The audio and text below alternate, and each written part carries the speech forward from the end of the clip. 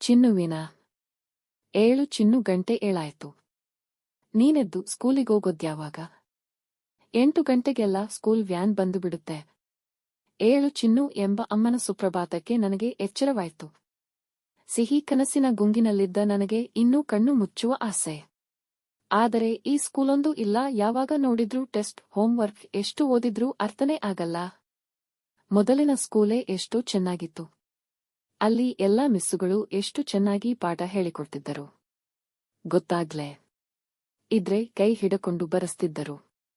ತುಂಬಾ ಮುದ್ದು ಮಾಡ್ತಿದ್ರು. ಪವನ್, ಕವನ ಎಲ್ಲ ಇನ್ನೂ ಆ ಸ್ಕೂಲಲ್ಲೇ ಓಡ್ತಾ ಇದ್ದಾರೆ. ನನ್ನನ್ನು ಮಾತ್ರ ಆ ಸ್ಕೂಲ್ ಬಿಡಿಸಿ ದೂರದ ಸ್ಕೂಲಿಗೆ ಕಳಿಸಿದ್ರು. ನಾನು ಎಷ್ಟು ಅತ್ತೆ ಆದ್ರೂ ಅಮ್ಮ ಅಪ್ಪ ಕೇಳಿಲ್ಲ. ಅದೇನೋ ಆ ಸ್ಕೂಲ್ ಚೆನ್ನಾಗಿಲ್ವಂತೆ, ಸ್ಟ್ಯಾಂಡರ್ಡ್ ಇಲ್ವಂತೆ.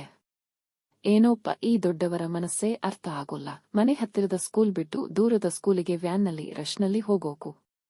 ಅಲ್ಲಿಂದ ಬರೋ ಅಷ್ಟೊತ್ತಿಗೆ ಕತ್ತಲಾಗಿರುತ್ತೆ. ಬಂದ ಮೇಲೆ ಹೋಂವರ್ಕ್, ಟ್ಯೂಷನ್ ಇದರಲ್ಲೇ ಸರಿ ಹೋಗತ್ತೆ. ಆಡಕ್ಕೆ ಟೈಮ್ ಸಿಗಲ್ಲ. ನನಗಿಷ್ಟ ಅಂತ ಡ್ರಾಯಿಂಗ್ ಮಾಡಿದ್ರೂ ಬೈಸಿಕೋಬೇಕು.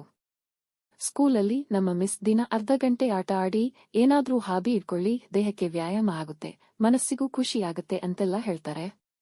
ಅಮ್ಮನತ್ರ ಹೇಳಿದ್ರೆ ನೀನು ಓದಿ ದೊಡ್ಡವನಾದೇಲೆ ಕೆಲ್ಲ ಸಿಕ್ಲಿ, ಆಮೇಲೆ ಎಲ್ಲಾ ವಿಷಯ ಅಂತ ಹೇಳ್ತಾಳೆ.